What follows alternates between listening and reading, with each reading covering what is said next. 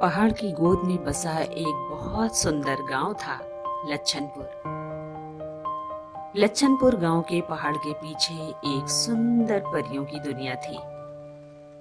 वहां बहुत सारी परियां खुशी खुशी रहती थी। वहीं मारिया नाम की एक परी भी रहती थी।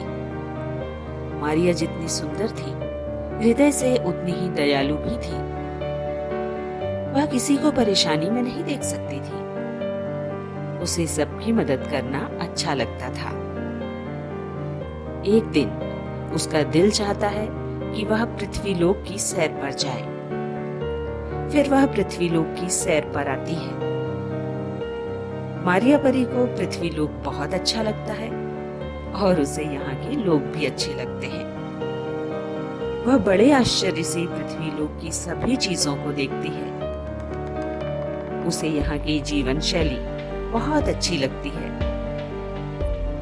पृथ्वीलोक घूमते हुए वह इतनी मगन हो जाती है कि उसे पता ही नहीं चलता कि उसकी जादुई छड़ी कब और कहाँ गुम हो गई। जब उसे अपनी जादुई छड़ी का ख्याल आता है तो वह परेशान हो जाती है।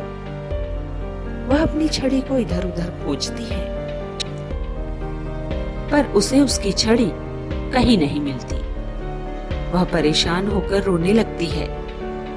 उसे डर लगता है कि अगर उसे छड़ी नहीं मिली तो वह वापस परीलोक कैसे जाएगी। और फिर मारिया परी जोर जोर से रोने लगती है। हाय, मैं क्या करूं? अब मैं अपनी जादुई छड़ी कहां से लाऊं? मैं किससे मदद मांगूं? इस अनजान पृथ्वीलोक पर मैं अपनी जादुई छड़ी कैसे ढूंढूं?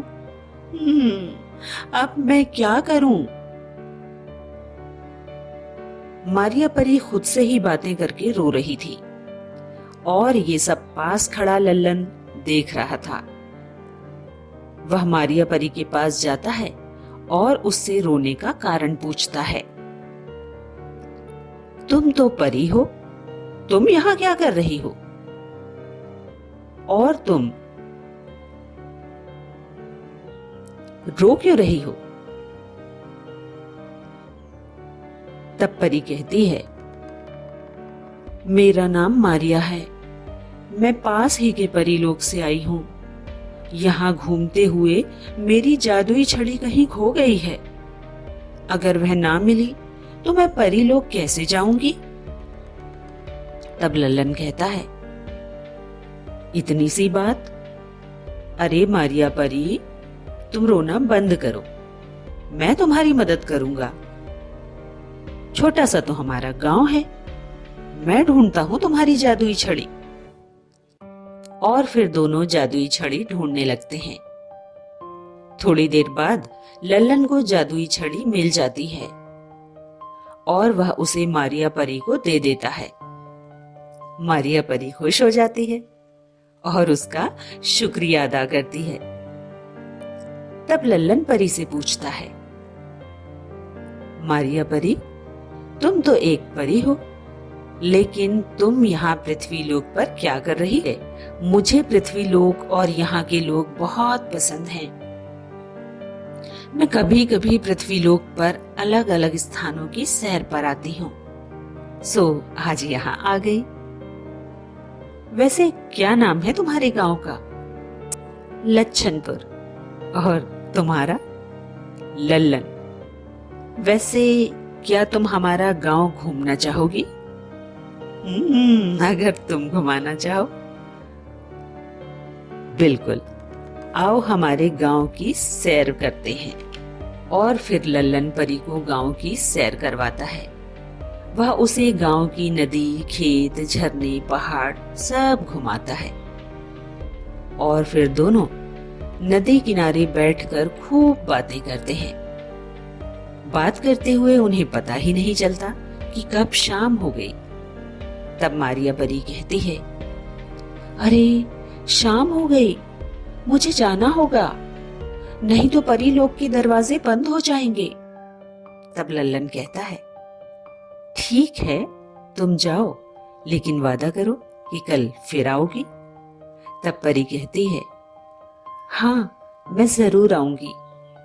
ऐसा कहकर मारिया परी परीलोक चली जाती है। अगली सुबह मारिया परी जब वापस पृथ्वीलोक पर आती है तो वह चौंक जाती है।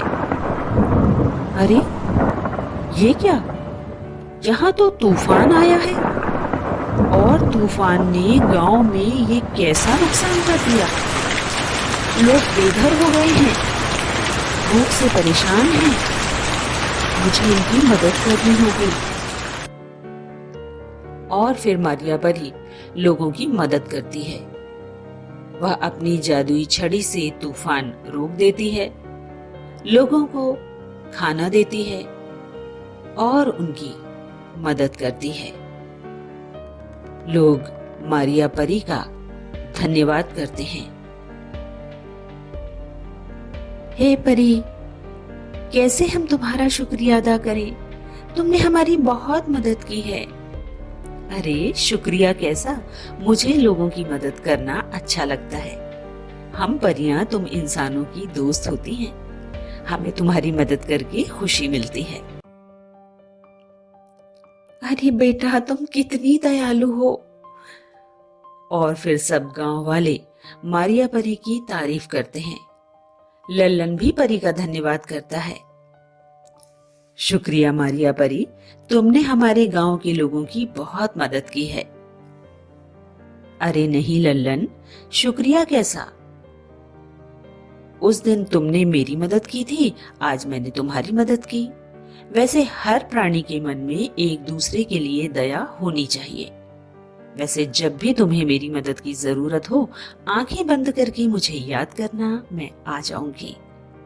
और इतना कहकर मारिया परी वापस परीलोक चली जाती है और वहां पर सबको लच्छनपुर गांव के बारे में बताती है। परीलोक में भी सभी लोग मारिया की तारीफ करते हैं और कहते हैं, दयालुता ही हम परियों की पहचान है। तो कैसी लगी आपको हमारी ये कहानी दयालु परी? हमें कमेंट करके जरूर बताएं और इसे लाइक कीजिए, शेयर कीजिए और आप हमारे चैनल पर नए हैं तो इसे सब्सक्राइब भी कीजिए। मिलते हैं एक और नई कहानी के साथ, तब तक के लिए बाय बाय।